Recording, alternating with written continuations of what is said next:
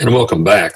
I want to talk a little bit about the Keystone Pipeline. If you followed all this debate, you've seen that Congress voted. The Senate could not get 59 votes to stop the procedure to allow the vote to actually take place. They didn't actually vote on the Keystone Pipeline, but they didn't vote to approve it, and it's in the stalemate in the Senate. The Congress, the House of Representatives passed the Keystone Pipeline bill.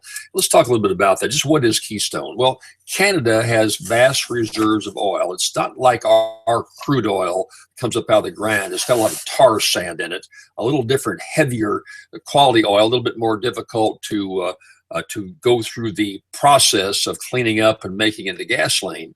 They got a lot of oil up there. They don't have refineries. Refineries today cost $10 billion or more to build.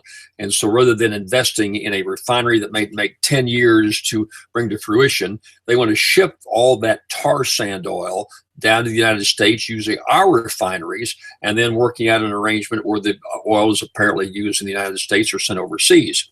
And so it's been very controversial because environmentalists think there's some environmental damage of building a pipeline like that. And I've looked at this a great deal. Let me tell you what I found. First of all, as far as environmental damage, we've got 10,000 miles of pipeline in my home state of Louisiana, 10,000 miles. There's not been a huge environmental problem in building these pipelines. They crisscross the U.S., quite frankly. That's how the East Coast, you folks up in New York City and Atlantic City, get all your oil and gas from pipelines down in our part of the state. There's never been any breakage, occasionally minor problems, but I don't think the environmental concerns really make that much a difference, quite frankly. Also, right now, the Keystone sludge oil, or the way it's brought up, is shipped by rail car primarily, and there's a lot more chance of environmental damage happening in the rail lengths of bringing this stuff in the United States than in a pipeline. So I dismiss the environmental concerns that have been raised by a good number of people as to whether or not we should allow this pipeline to come down to our state. There has been, though, a lot of misinformation about it. So number one, environmentally, I don't see a problem. But number two, how many jobs is it going to create?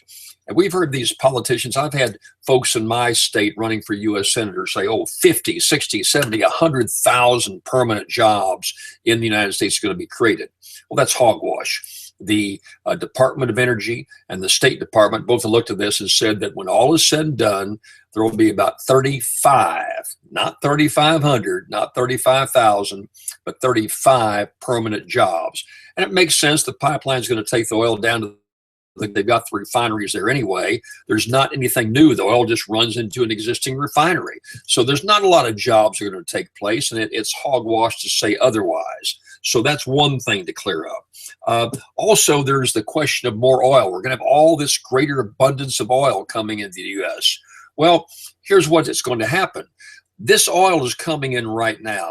I mentioned these rail trucks or rail cars are bringing in all of this sludge tar and full of oil. That's being refined in the Midwest right now, in Minnesota, all the way out to Wyoming. There are refineries that are refining all this oil.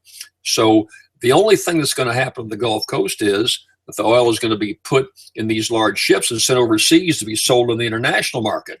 There's going to be less oil. You know, the more oil you got, the lower the price. The less oil you got, the higher the price. And so the oil we're getting in the Midwest right now, using for gasoline in all those areas in the Midwest, will no longer use this oil. It'll be sent in the pipeline down to Texas, to where it's going to then be put on ships and sent overseas. Less oil, possibility, not assurances, but a possibility of a higher price.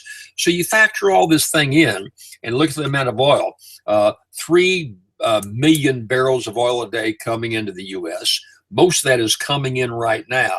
And when all is said and done, you're going to have a few more jobs down in Texas, quite frankly. Maybe a stagnant oil price, or maybe it's up a little bit more.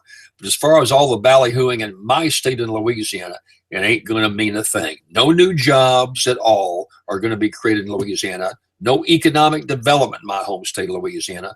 All it's going to mean is about 35 jobs over in Texas. So I wanted to put that in perspective, because in the political ballyhoo of both Republicans and Democrats, they're both wrong.